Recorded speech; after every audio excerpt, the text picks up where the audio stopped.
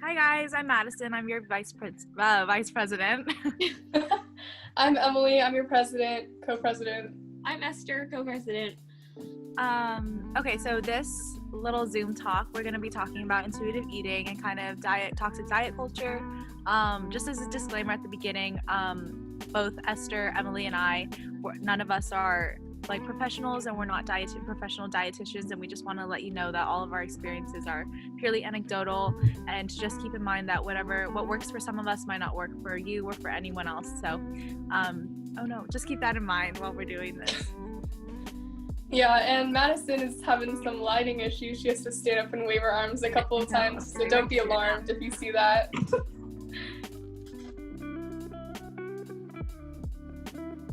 We're good. Okay, sweet. So we're just gonna be having like a kind of conversational interview for our vice president here.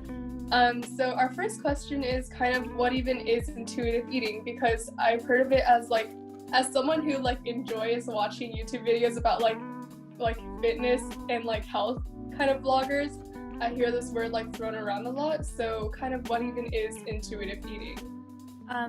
Okay, so intuitive eating is literally just eating when you're hungry and stopping when you're full, or whenever you want to stop. And I think that it's basically just how humans should be eating, but we have to call it intuitive eating just because of all of basically just toxic diet culture and people saying that you need to eat super little amounts, or you should be eating more because you're too skinny. And so it's just kind of those things. It's just how we should be eating, but we actually have to name it intuitive eating. Mm-hmm. Yeah, I totally agree. It's an odd thing because we have this fancy term for it, but really it's something that we've probably known how to do since we were little kids. I just remember if you were a little kid and you were sitting at a table and your mom is making you eat more food, I would very vehemently push it away. I'm like, nah, I'm good, man. So it's kind of the same thing. I think through conditioning and kind of the toxic diet culture, we kind of forget how to stay in tune with our bodies and hunger cues. So we this kind of intuitive eating term is just trying to regain the relationship you have with food. It should be a pretty natural thing. Esther, you have any thoughts on this, or are you good? Then how much do you know to eat? Wait, I didn't structure that right. How much should you eat each time that you feel like eating? Well, I guess it's basically just you just kind of eat however much you want to eat, and it's just kind of when you feel full, just stop and save it for later. But I think that kind of what Emily said, eating too much, it's sometimes when you're constantly being told that you need to finish your food, or you have to finish what's left on the plate. And then I think also overeating comes from a feeling like you're not gonna have that food later, and kind of it's just kind of kind of in your mind if I eat it all now, that just means I won't eat it later, and then I can just starve myself later. And I think that it also that overeating and then restricting and then overeating again and then restricting, it's just a really big cycle. So to answer your question, Esther, I think how much you eat kind of just depends on, well, first your hunger, two, kind of just on your needs. People who tend to be more athletic and tend to have more muscle obviously need more food in order to fuel their bodies for their lifestyle. And I also think it's just kind of whatever you feel like eating. It's really all being in tune with your body and just really knowing to really pay attention to what your body, your brain, and just basically how you feel in the moment. Mm-hmm. Yeah, thank you, Madison. Okay, so moving on. One other question I have for you was what are some kind of popular diet forms you've heard of? I think there are a lot of crash diets that cycle around. Welcome back. There are there are a lot of crash diet things cycling around on the internet, especially when it's so easy to access. People will start on this diet and then abandon it within a week because it obviously doesn't work for them. It's not a sustainable way to eat. Mm-hmm. So what are some kind of weird diets you have heard of before? I think the weirdest one, I don't want to call people out because I know people who do this diet are super they don't gatekeep it, but they're very like particular about like they don't want anyone to talk trash about it. But I have a certain feeling about keto, and I'm not a big keto fan, and I don't really believe in it just because I feel like you shouldn't be restricting yourself if you don't have like restricting yourself from certain food groups, because I think all food groups are helpful, and it's really just being, I feel like the point of like dieting should just be having foods in moderation. And with keto, it's like you're basically eating like meat and like fats, like the fat food group, and you're just completely cutting out carbs. And I think carbs make you happy. And I honestly like, come on, we all love bread and pasta, and a lot of people think like, oh well, it just doesn't sit right with me. And like I get that, but like if you have certain dietary like restrictions, like you have to be gluten-free or you have to be you're dairy-free, then like I totally get that. But I don't think you should be doing keto just because you want to be on a diet. And I think there's better ways to like approach a healthy lifestyle than cutting things out, because I think well, first of all, it's not very sustainable, because I know if I did keto right now, I could probably do keto for one meal and then later eat bread. So I think it's just kind of figuring out what works for you best with dieting, but that's definitely the weirdest, like I just don't like it. And there's a ton more, like Whole30. I actually haven't heard of, well, I know what Whole30 is, but I don't really know what it means because I didn't really do any diets. So yeah, carbs, you need carbs in your body to fuel it, and carbs are fun and carbs are good, and you should take out carbs because everybody loves carbs. We learned that in AP Psych, that carbs, it makes you happy. It have no fear. Yeah, it releases either serotonin or dopamine. I don't know which one it is because I wasn't paying attention. Yeah. What about calorie counting? Because I know this is like a big, very common one. Yeah. Like even people who aren't actively counting and like writing it down, they'll look at the back of a package and go like, oh, this is too high in calories, I'm not gonna have this. Yeah. So I think I think with labels, okay, labels are helpful, but they're also really harmful. Okay, but I'll just start from the beginning with calorie counting. Calorie counting, it's different. Everybody has different experiences with it. I think I can't just say that like everybody has a bad experience and it definitely leads to eating disorders or restrictive eating, because sometimes it doesn't. Like people genuinely just do it just to get more knowledge about what they're putting in their body and how they can be healthier. And I think it's good to be aware of what you're eating and to just try and have a healthy lifestyle. But I think in like most cases, like it differs for everyone. Like some people will do it because they're weightlifting and maybe they want to build a lot of muscle, and so they're counting their protein intake or they're counting their macronutrients and like what they're putting into their body. And I think that excessive calorie counting is when it gets really difficult, because it's like you kind of view food as a calorie and you view food as a number rather than something to fuel and energize your body. And I think that's when it becomes really harmful to your mental health, because every time you eat, you just kind of feel guilty about everything. And it's like the worst feeling in the world is feeling guilty about food, because food shouldn't be something to feel guilty about. It should be something you celebrate and something you're thankful for and something that you incorporate well into your everyday lifestyle. And I think that's so important. But sometimes with calorie counting, it's just I like, don't get me wrong, I'm not saying don't do it, but just be aware of doing it excessively and understand that food is not a number, and it's really just something to fuel your body. For you need food, like you need it to live. And I'm pretty sure you die if you go without food for like 30 days. Sure. So you need food. So just really keep a positive mindset about what you're putting in your body.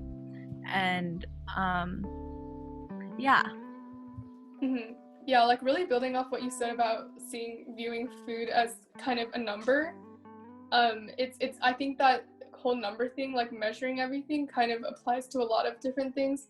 It's like measuring your health in terms of a number is a very difficult thing to do accurately, because you're not accounting for all the different factors of yourself. Like looking at the calories and only looking, say the weight of a scale.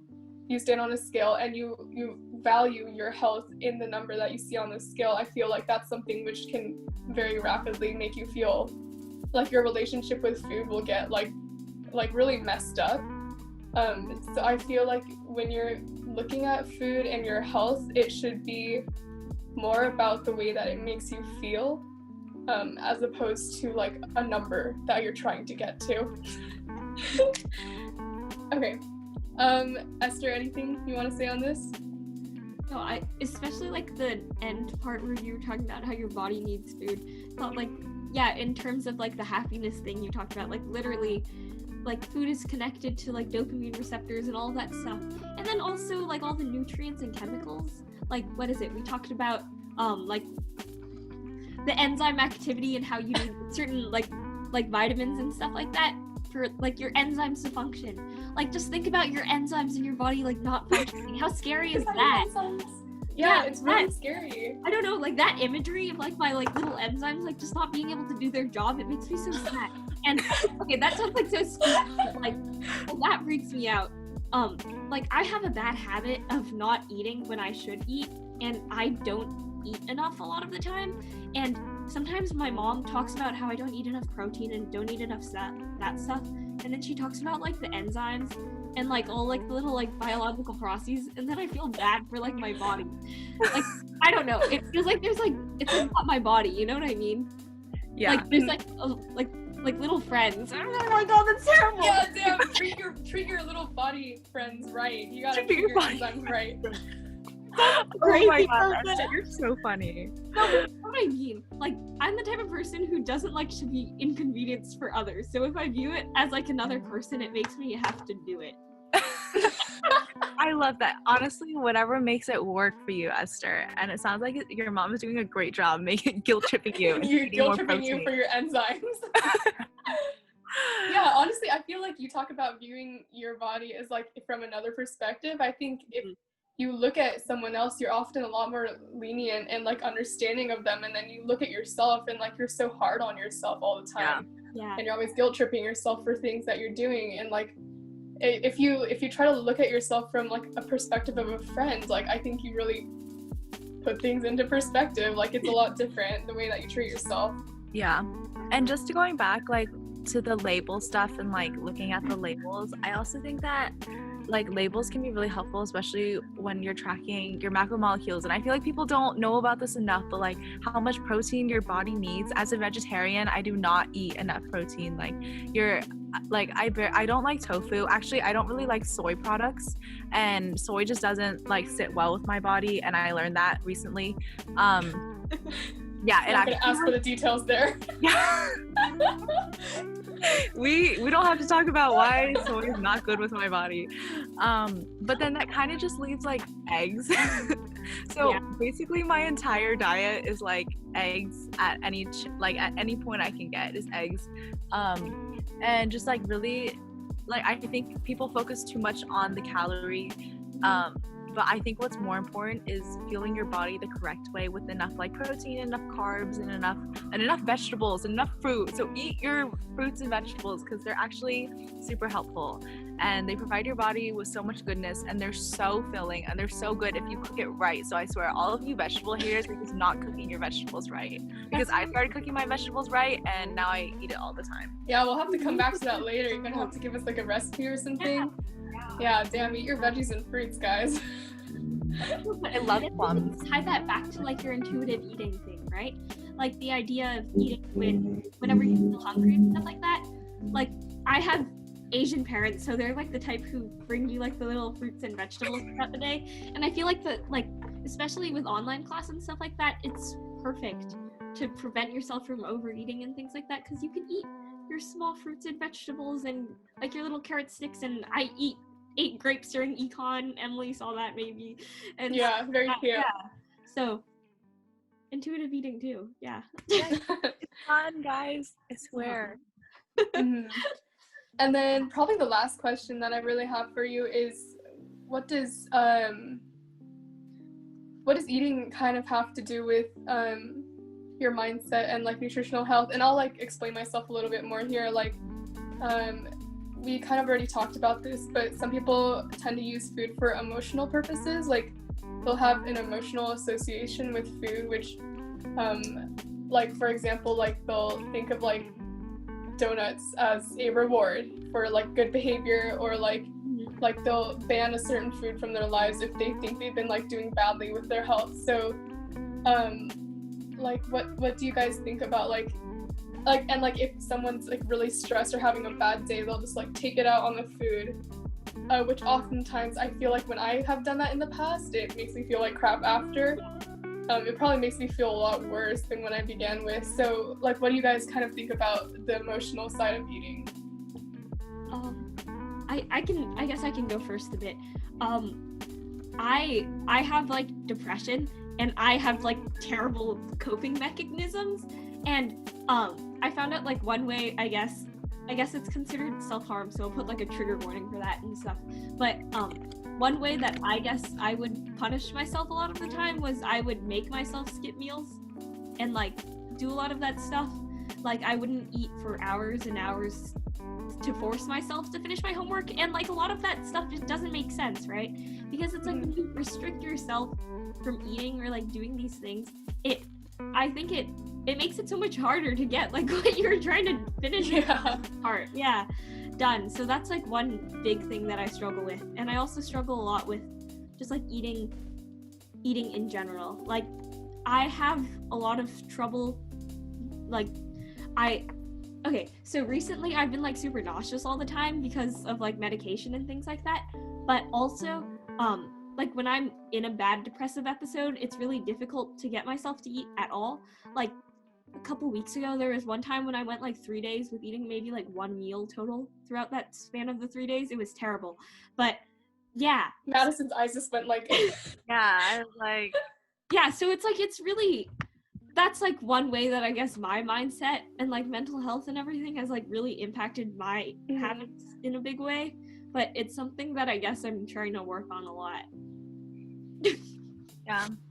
I'm like, honestly, I'm kind of the opposite. Like, I used to view, oh, shoot. Sorry. Go, Madison. I keep hitting myself against the table. Oh. Anyways, I'm kind of the opposite. Like, I used to view food as, well, if I was like stressed, then I would just like eat whatever I could and like it kind of became like a really bad habit as like just like kind of eating whenever I felt like bad, or like eating whenever I felt stressed. And even now, like I do that sometimes. Like I've used some foods as like what's that, like not my bad foods, but like the banned foods. Huh? They're my fear foods. Fear foods. Wow. I haven't heard that term before. That's new to me. They're like that I'm like really, but like I'm basically just like scared to eat, and it's they usually just tend to be like higher in calories, like carbs or like sweets, or basically just carbs, because it's sweets fall into that. What was that? Oh yeah. And I used to kind of view it as like a reward, and like I would only be able to have it like once a week or like twice a week, and whenever I like, it's because like of all that restricting, eventually like it went to like a binge, and then I would have like 5 of them or like 6 of them, and I wasn't really, even when I was full. And I used to do that often too, like just overeating when I was full, just because I was already on a roll. I was like, I already ate, so I might as well eat as much as I can now. So, and then later I just won't eat anymore, and then I'll just restrict myself, and maybe like the next day I'll eat a less amount. And it's really hard to get out of that mindset, and I think it takes a lot of healing of yourself and finding out where those feelings are coming from. And I think that when you're kind of in the mindset that some foods are really bad for you, you're more likely to fall into that binge and restrict cycle, instead of viewing that food as, oh, this is something fun, like a fun food I can have for today, and if I want to eat it, then I can eat it, and it's not going to mess with my diet. One food does not determine my entire health, and one day does not like affect how much I weigh also. And especially when I was like just trying to incorporate like a more healthy lifestyle into my life, I would kind of view eating food as like taking me away from achieving my goals and my health goals, and kind of what I wanted to look like, and I think that was a really difficult process to come out of, and I still kind of feel that way sometimes, like kind of like, oh, it's eating is just gonna take me farther and farther away from my goals. And it took me a really long time to realize that one day, it didn't take me one day to get to where I am, so it's not going to take me one day to get out of where I am right now. And it's just like really, you just really have to drill it into your mind. Like because when you think about it, once you drill your mind into thinking that foods are bad, it's going to take a really long time to drill your mind into being okay with it. And so that's just kind of my advice, I guess, is like, just say those affirmations, do those healing. I can hear someone doing really loud affirmations. I know.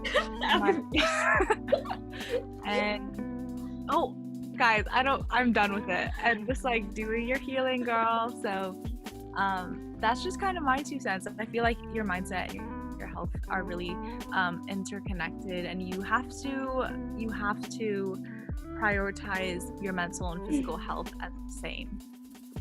Yeah, are y'all ready for my 2 cents? Ooh, yes, of course we are. Yeah, okay, so kind of really building off of what both of you said, like Esther and Madison, you guys both talk about like very different ideas of like the emotional side of eating, and I think it's important to notice that like not everybody is the same, not everybody has the same goals.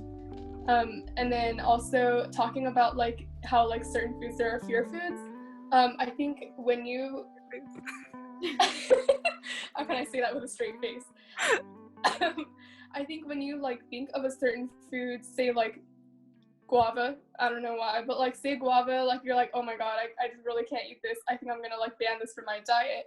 It like gives a certain amount of power to that kind of food. Like I watched this kind of thing where it was like say chocolate, like there's this kind of notion that like, oh, if you don't bring it into your house, then you won't eat it. If you just don't have it in your environment, you won't have it. So people will like try to keep it out of their house. And then there was this part where this person brought it into their house and had like a constant supply of it, and like maybe the first time they had it, they overdid it a little bit, like they had a little bit too much of it. But as you take away the power of the food, like you take away like the kind of authority it holds over you, I feel like eventually this person, they were like yes, there is that chocolate in my cupboard, but today I'm feeling like having an apple instead. Like it really just depends. And like when you view foods on like not an emotional basis, but like just whatever is going to make you happy at that time, I think you start to become more in tune with what your body needs, and like you just, it's like a byproduct that your weight might stabilize, and like you will become more healthy. And I feel like it's like the thing with Madison was saying, how like, oh, I've already like done badly this time in this meal, so I might as well just keep going with it. But I think, and then the next day it might carry over, like yesterday I had too much, so today I'm gonna have less. And I think it's important to like not carry over, to like start each day fresh and just try to find balance with it, because one day of like maybe overindulgence or messing up a little bit like isn't going to impact your health very much. And at the end of the day, I think it matters the most about how you feel.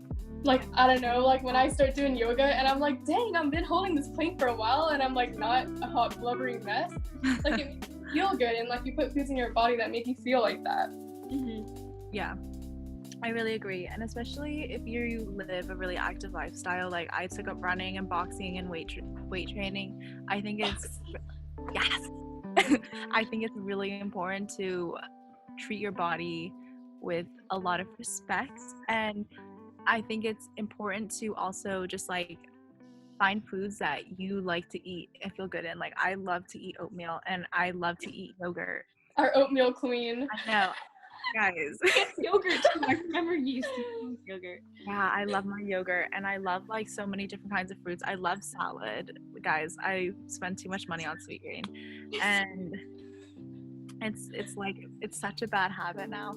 And just find foods that make you like really happy and you're super excited to eat them. I think that's the most important thing, is like be happy with the food you're eating and be excited to eat it, because that's like the best part.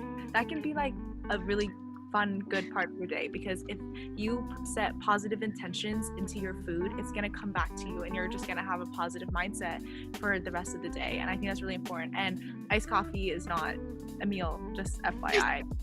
Just like iced coffee is super fun, and it's the one thing I do, one of the few things I do for myself every day when I'm not getting sweet green. It's the one thing I do for myself every day. And so, but just to make sure that, like, I think it's now with social media, it's so easy to just think that a drink or something is gonna like fill you up for the rest of the day, and just remember that you need more than that. And you need to fuel your body in other ways that are not caffeine. My thing is, I like drink like multiple pots of tea throughout the day. He has it like right next to her. Yeah, it's because it like sits like right. Okay, maybe I won't show that area because it's like a mess. But I have like I drink like multiple pots of tea through the day. So before I used to just drink tea instead of like eating real food. So it was like, it's like just like make sure that you are just like hold yourself accountable too. Yeah, so that's one thing I have to work on. All right, guys, thank you so much for answering our questions and like giving like a more personal spin on these topics. Obviously this can be like kind of a touchy subject for people because it's a very personal thing. But take everything we say with a grain of salt, because remember that everything we say is based on personal experiences and is anecdotal. So this is just kind of like a talk in case you were interested, and like wherever you are on your health journey, hopefully this helped a little bit. Peace out, guys.